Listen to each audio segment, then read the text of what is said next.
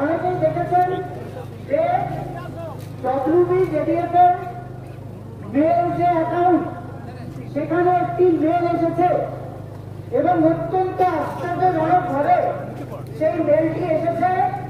আজকে আমরা স্বাস্থ্য সেবার অভিযানে এসেছিলাম, আমাদের যে 5টি দাবি এবং তার সাথে সাথে মিলিয়ে DHS, DAB এবং হেলথ সেক্রেটারি পদত্যাগের দাবি নিয়ে আমরা অত্যন্ত আশ্চর্য হয়ে দেখলাম যে সেই হেলথ সেক্রেটারি মেল থেকেই আবার একটি মেল আমাদের এখানে করা হয়েছে এবং একটা বক্তব্য সেখানে জানানো হয়েছে হেলথ সেক্রেটারির পক্ষ থেকে যে যদি আমরা চাই তাহলে নাকি a small delegation team ব্র্যাকেটে লেখা not more than 10 জন তারা নবান্নে আমরা যেতে পারি to discuss with higher government officials। আমরা কয়েকটা কথা স্পষ্ট করতে চাই। 1 নম্বর, এই যে মেলটি এসেছে আমরা কিন্তু কালকে থেকে বলছি যে আমাদের এই 5 দফা দাবি নিয়ে গভর্নমেন্ট কোনো একটা সদর্থক বার্তা দিক, কিন্তু হেলথ সেক্রেটারির মেল থেকে এই যে মেল এলো এটাকে কোনো সদর্থক বার্তা হিসেবে আমরা একদমই দেখছি না।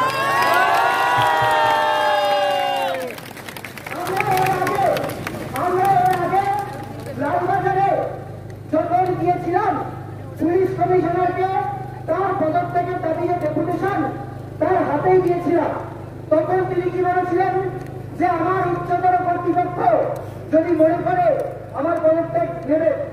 গতকাল মুখ্যমন্ত্রী কি বললেন যে আমি পদত্যাগ ওনার নিতে চাইনি, কেননা পুজোর ভিড় সামলাতে সমস্যা হবে। এই যে মেল আজকে করা হয়েছে সেই একই জিনিসের ছাপ আমরা দেখছি।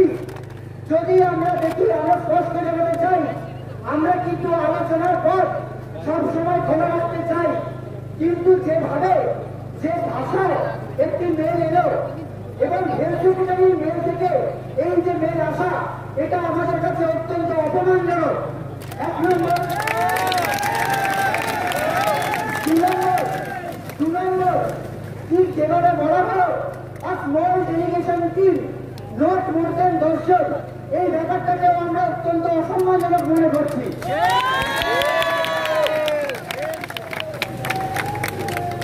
এবং আমাদের এখনো এটা বক্তব্য স্পষ্ট যে যেভাবে এই মেলটি এসেছে এরপর দাঁড়িয়ে এই মেলের সারা দেওয়ার কোনো জায়গায় আমরা নেই।